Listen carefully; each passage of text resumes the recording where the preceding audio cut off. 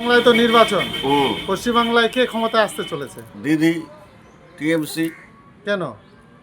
কেন দিদি যা পশ্চিমবাংলার জন্য করছে কোনো কোনো রাজনৈতিক দল তো আজ অবধি করেনি।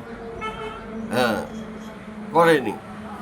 উনি গরিবদেরকে কি দেয়নি, মানে বাড়ির থেকে আরম্ভ করে লক্ষ্মীর ভাণ্ডার, স্বাস্থ্যসাথী, যুবশ্রী, না হ্যাঁ, তারপরে ওই যে এখন এই যে বেকার ছেলেদেরকে দিচ্ছে যুবসংঘ।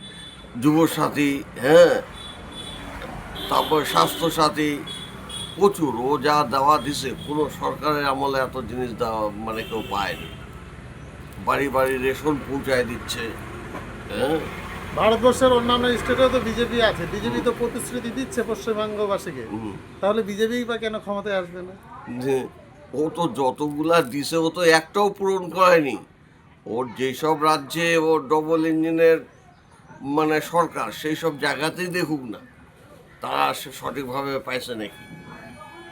হ্যাঁ, আমাদের এখানে তো প্রচুর দিছিল 13 লক্ষ টাকা।